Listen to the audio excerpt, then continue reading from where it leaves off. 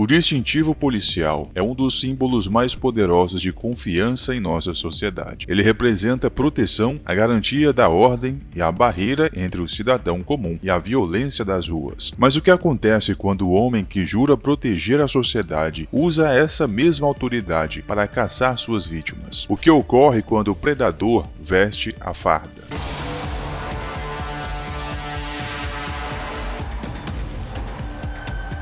Ele atraía as vítimas para seu armazém. Uma vez que as portas de metal se fechavam, a armadilha estava completa. Lá dentro, as vítimas eram submetidas a sessões prolongadas de abuso físico e psicológico. Sully sentia um prazer doentio no controle absoluto. Ele usava ferramentas elétricas, cabos e objetos pesados para torturar as vítimas antes de assassiná-las. Na história da criminologia mundial, poucos perfis são tão perturbadores quanto o do policial que se transformava em assassino em série. Ele conhece as técnicas de investigação, sabe como evitar deixar pistas, entende um comportamento da polícia e usa o medo natural que as pessoas têm da lei para silenciar qualquer resistência.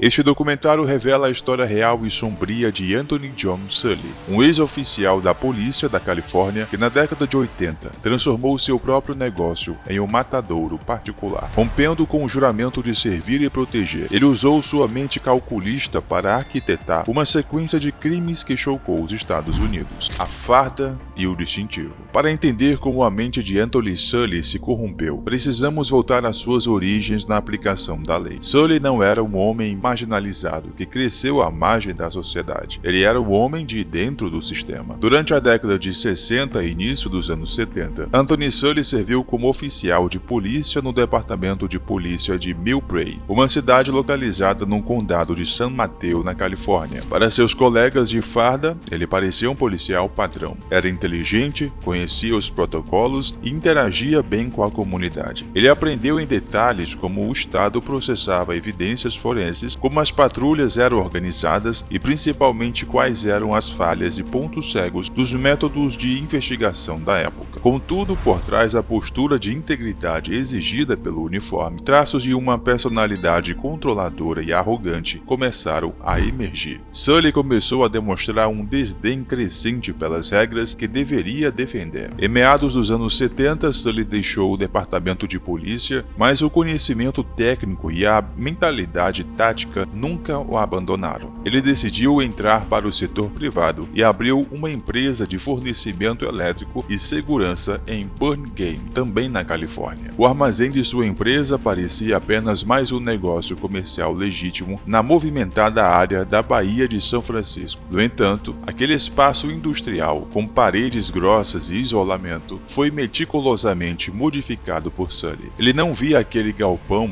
apenas como uma fonte de renda, mas sim como um cenário ideal para colocar em prática seus desejos mais violentos. Distante dos olhos do público e protegido por sua reputação de ex-policial respeitável, Anthony Sully estava pronto para iniciar sua jornada de horror. O armazém do horror. O ano era 1983. A área da Baía de São Francisco fervilhava, mas sob a superfície, mulheres começaram a desaparecer sem deixar rastros. Sully escolhia suas vítimas de forma cirúrgica. Ele mirava em mulheres jovens, muitas vezes vulneráveis, que transitavam pelo submundo da prostituição ou que enfrentavam problemas com dependência química. Ele sabia que o desaparecimento dessas mulheres iria demorar a ser notado pelas autoridades e que a polícia muitas vezes negligenciava essas investigações. O modus operandi de Sully era cruel e calculado. Usando seu charme, promessas de dinheiro ou drogas e às vezes sua antiga autoridade que ainda emanava de sua postura, ele atraía as vítimas para seu armazém em Burlingame.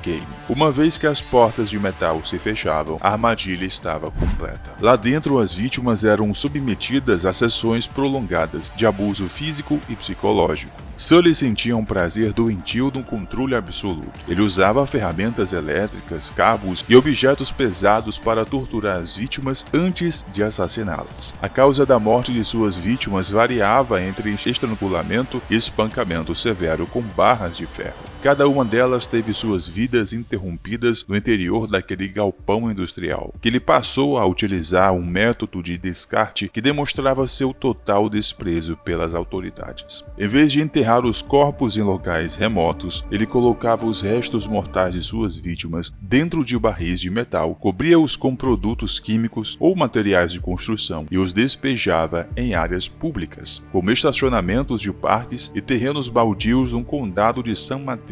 Ele acreditava que, mesmo que os corpos fossem encontrados, sua perícia em não deixar vestígios forenses no armazém impediria que o crime fosse conectado a ele. A caçada e o erro forense. A descoberta consecutiva de barris de metal contendo corpos de mulheres em avanço estado de decomposição acendeu o alerta vermelho nos departamentos de polícia da Califórnia. A imprensa começou a falar sobre um novo assassino em série, agindo na região central do estado. Uma força-tarefa então foi montada, e os investigadores sabiam que estavam lidando com alguém meticuloso. Os cortes nos corpos eram precisos, não havia impressão digitais nos barris, e os locais de descarte indicavam um conhecimento profundo das rotas de patrulha. Mas nenhum criminoso, por mais treinado que seja, é perfeitamente infalível. A virada num caso aconteceu graças ao avanço das técnicas de rastreamento de materiais e o depoimento de testemunhas que começaram a quebrar o silêncio. Os investigadores começaram a mapear a origem dos barris de metal utilizados para ocultar os corpos. Descobriu então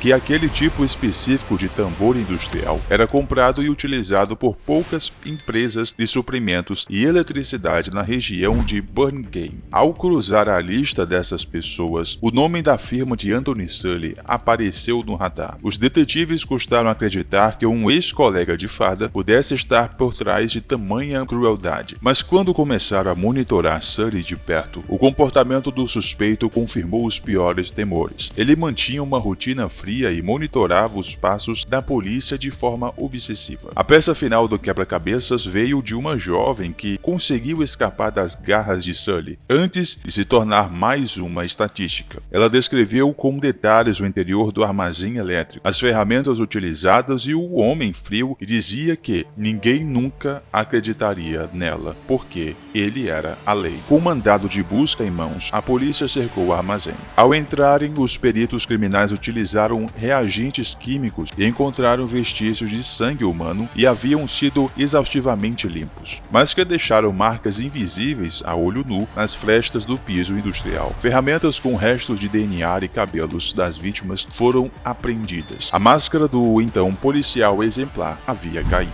O julgamento do predador fardado. A prisão de Anthony Sully em agosto de 1983 chocou a comunidade policial da Califórnia. A cobertura midiática foi intensa. A opinião pública estava assustada com o fato de um homem que havia carregado uma arma e distintivo em nome do Estado ser o autor de crimes tão brutais. O julgamento começou em 1986. Os promotores enfatizavam que Sully usou seu treinamento tático e seu conhecimento da lei, não para combater crime, mas para se tornar um predador perfeito, acreditando que sua antiga posição o tornaria imune às investigações. Durante as sessões de tribunal, Anthony Sully manteve uma postura chocante, uma frieza absoluta, quase sociopática. Ele raramente demonstrava emoção ao ver as fotos das cenas dos crimes ou ao ouvir o clamor por justiça das famílias das vítimas. Sua defesa tentou levantar questões sobre a validade das buscas no armazém, mas o peso das evidências era esmagador. O júri não teve dúvidas. Em 3 de junho de 1986, Anthony Sully foi considerado culpado por 3 acusações de homicídio em primeiro grau e sentenciado à pena de morte. Ele foi enviado para um corredor da morte da famosa prisão estadual de San Quentin, na Califórnia. Nas décadas seguintes, Sully utilizou todos os recursos e apelações permitidos pelo sistema judicial americano, prolongando a sua permanência na prisão, enquanto o estado da Califórnia enfrentava moratórias e debate político sobre a execução da pena capital. O fim na prisão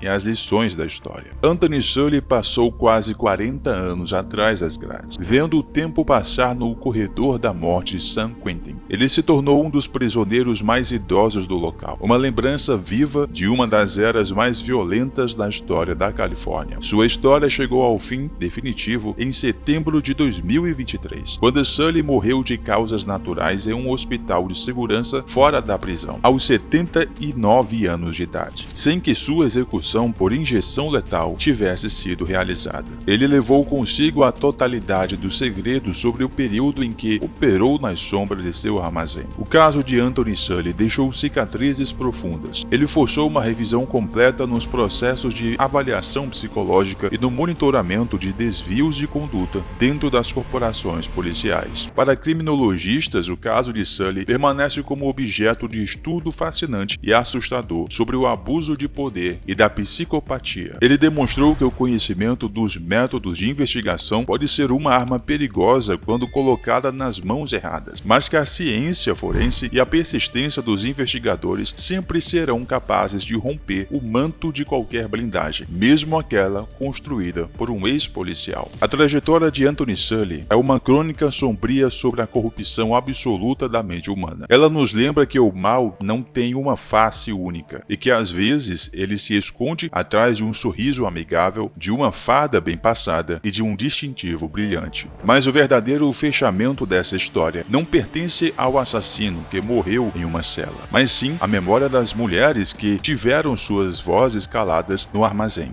A justiça por Glória, Brenda, Dolores e Phyllis demorou, mas veio através da mesma lei que o assassino um dia jurou defender e que no fim o condenou ao esquecimento. Que a história do caso Anthony Sully sirva não apenas como um registro dos arquivos policiais, mas como um lembrete eterno de que ninguém, absolutamente ninguém, está acima da justiça, nem mesmo aqueles que um dia caminharam sob a luz da lei.